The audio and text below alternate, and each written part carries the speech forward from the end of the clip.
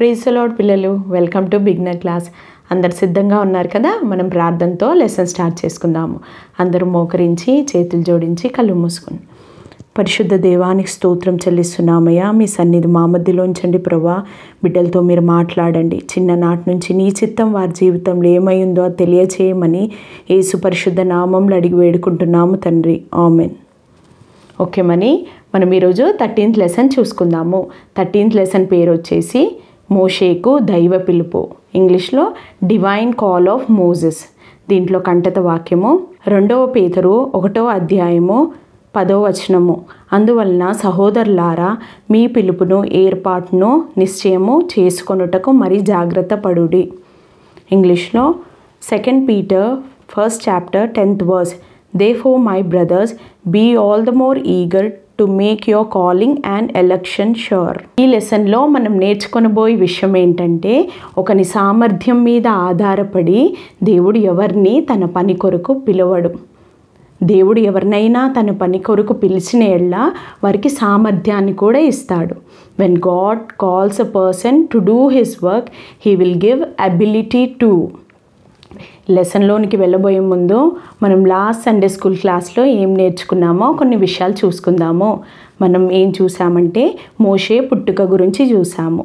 దాంట్లో ఇజ్రాయెల్ ప్రజలు విస్తరిస్తున్నారని అక్కడున్న ఫరో వారికి శ్రమ పెట్టి ఇంకా ఇజ్రాయెల్ ప్రజల్లో పుట్టు ప్రతి మగబిడ్డని నైల్ నదిలో వేయమని ఆజ్ఞాపించాడు కదా.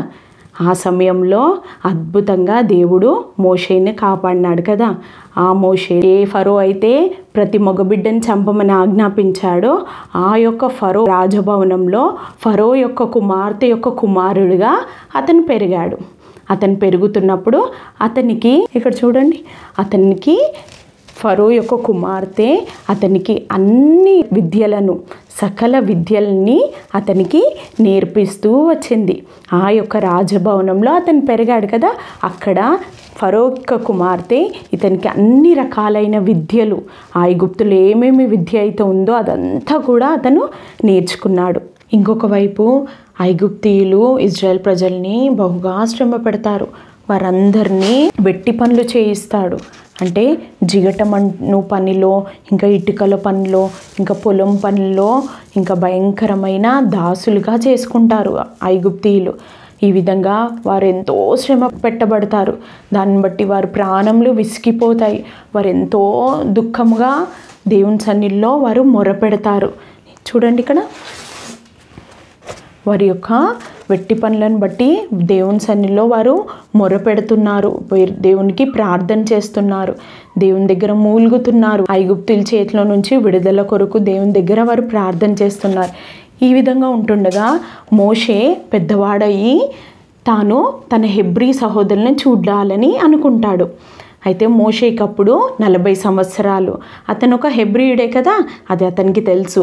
ఆ విధంగా ఒకరోజు అతను హెబ్రీ సహోదరులందరూ ఏ విధంగా ఉన్నారో అని చూడ్డానికి వస్తాడు. అప్పుడు ఏమవుతుందంటే, అప్పుడు ఒక ఐగుప్తీయుడు ఈ హెబ్రీయుణ్ణి కొట్టడం చూస్తాడు.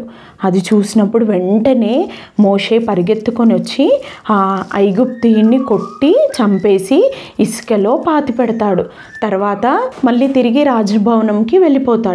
మరనాడు మళ్ళీ వచ్చినప్పుడు చూస్తున్నప్పుడు అక్కడ 2 హెబ్రీ సహోదరులు, హెబ్రీయులు వారు పోట్లాడుతున్నారు. ఇక్కడ వీరిద్దరూ హెబ్రీయులు, వీరిద్దరూ పోట్లాడడము మోషే చూస్తాడు. చూసిన వెంటనే ఎవరైతే అన్యాయం చేస్తున్నారో అతని యొద్దకు వచ్చి, నువ్వు ఎందుకు నీ పొరుగువానికి ఈ విధంగా పోట్లాడుతున్నావు అని చెప్తాడు. అప్పుడు ఇతను అంటాడు, నా మీద అధికారిగా, తీర్పరిగా నిన్నెవరు నియమించాడు, నువ్వు నన్ను ఎందుకు అడుగుతున్నావు అని అతను సమాధానం ఇస్తాడు.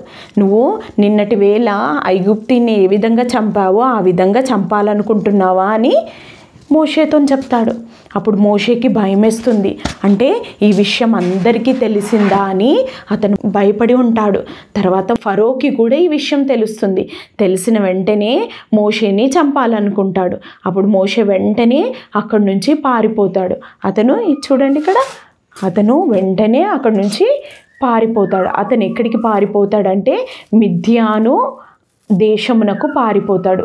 మిద్యాను దేశమునకు వెళ్ళిన తర్వాత అక్కడ ఒక మనుష్యుని దగ్గర ఉంటాడు. అతని పేరేంటంటే యిత్రో, ఇంకొక పేరు రఘుయేలు.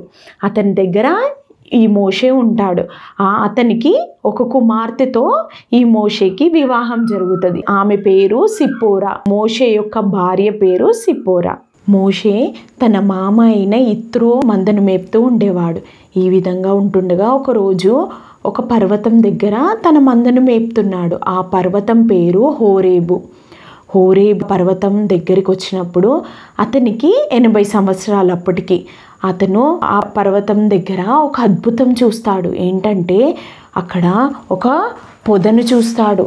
ఆ పొద మండుచూ ఉంది, కానీ అది కాలిపోలేదు. ఎంత అద్భుతం కదా! అదొక గొప్ప వింతగా అతనికి అనిపించింది. ఇంకా అదేంటో అని చూడ్డానికి దగ్గరికి వస్తాడు. అప్పుడు వెంటనే ఆ పొదలో నుంచి ఒక స్వరం వినబడుతుంది.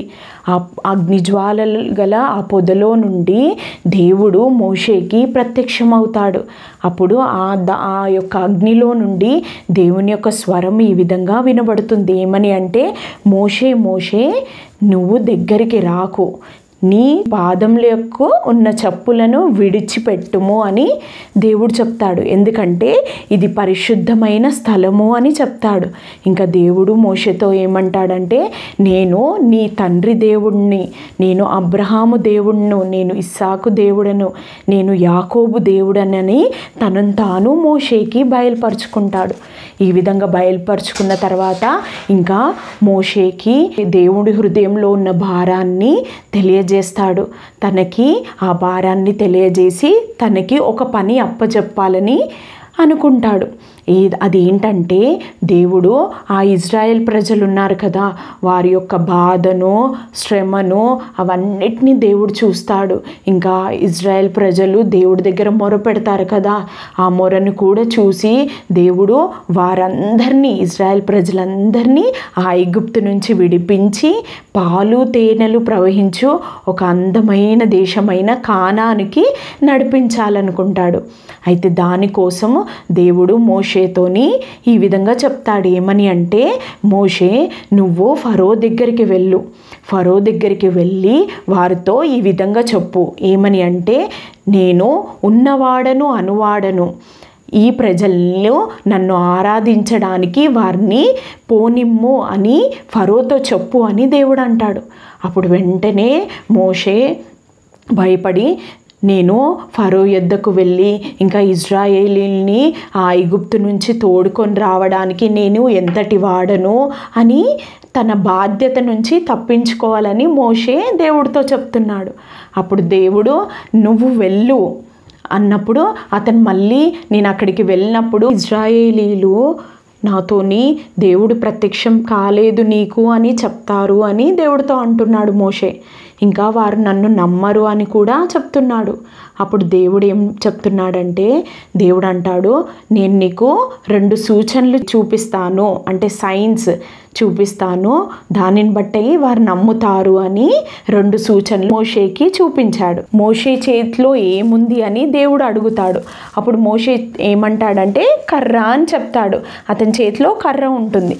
ఆ కర్రని దేవుడు నేల మీద పడేయమని చెప్తాడు. అప్పుడు నేల మీద పడేసిన వెంటనే అది పాముగా మారిపోయింది. దేవుడు మోషేతో ఏం చెప్తున్నాడంటే, ఆ పాము యొక్క తోకని పట్టుకోమని చెప్తాడు. తోకని పట్టుకున్న వెంటనే అది తిరిగి కర్రగా మారిపోతుంది. ఈ విధంగా మొదటి సూచక్రియ చేయమంటాడు. దీనిని బట్టి కూడా నమ్మకపోతే ఇంకొక సూచక్రియ చెప్పాడు. అదేంటంటే, మోషే యొక్క చెయ్యి ఉంది కదా, ఆ చెయ్యిని రొమ్ము మీద పెట్టుకోమని చెప్తాడు. మోషేని చెయ్యిని రొమ్ము మీద పెట్టుకోమని చెప్పిన వెంటనే అతను పెట్టుకుంటాడు. ఆ పెట్టుకున్న వెంటనే అతని చెయ్యి చూడండి ఇక్కడ కుష్ఠముతో ఇంకా హిమము వల్లే తెల్లగా మారుతుంది. కుష్ఠము అంటే కుష్టి రోగము తెలుసు కదా, లెప్రసీ. ఆ విధంగా అయిపోయి ఇంకా హిమము వల్లే తెల్లగా, మంచు వల్లే తెల్లగా మారిపోతుంది. మళ్ళీ దేవుడు అంటాడు, తిరిగి ఆ చెయ్యి రొమ్ము మీద పెట్టుకోమని చెప్పిన వెంటనే తిరిగి అది మామూలు చెయ్యి వలె మారిపోతుంది. ఈ విధంగా 2 సూచనలు చెప్తాడు. అది చెప్పిన తర్వాత అయినప్పటికీ ఇజ్రాయెల్ ప్రజలు నమ్మకపోతే ఇంకొక పని చేయమంటాడు. అదేంటంటే ఏటిలో నుండి నీళ్లు తీసుకొని వచ్చి అది నేల మీద పోయమంటాడు. అది పోసిన వెంటనే అది రక్తముగా మారుతుంది. అప్పుడు వారు ఇజ్రాయెల్ ప్రజలు నమ్ముతారు అని దేవుడు మోషేతో చెప్తాడు. అయినప్పటికీ మోషే ఇవన్నీ చెప్తున్నప్పటికీ మోషేలో ఇంకా అభ్యంతరాలు, ఇంకా ఆయనకి ధైర్యం చాలడం లేదు. దేవుడు చెప్పిన పని చేయడానికి అతని లోపల ధైర్యం చాలడం లేదు. ఇంకా దేవునితో ఏం చెప్తున్నాడు తెలుసా? దేవుడితో అంటున్నాడు, నేను నోటి మాంద్యం కలవాడను, నేను నాలుక మాంద్యం కలవాడను, అంటే నేను నత్తివాడను, నేను సరిగ్గా మాట్లాడలేను అని మోషే దేవుడితో చెప్తున్నాడు. అప్పుడు దేవుడు అయినప్పటికీ దేవుడు పట్టుదల కలిగి నత్తివాడైన మోషేనే, నోటి మాంద్యము నాలుక మాంద్యము కలిగిన ఆ మోషేనే ఇజ్రాయేలు ప్రజల్ని విడిపించడానికి వాడుకోవాలని దేవుడు ఆశ కలిగి ఉన్నాడు. అతన్ని సిద్ధపరచాలని దేవుడు చూస్తున్నాడు. ఇంతవరకు లెసన్ మీకు అర్థమైందని నమ్ముచున్నాను. ఇప్పుడు కొన్ని విషయాలు మనం ఈ లెసన్ ద్వారా నేర్చుకుందాము.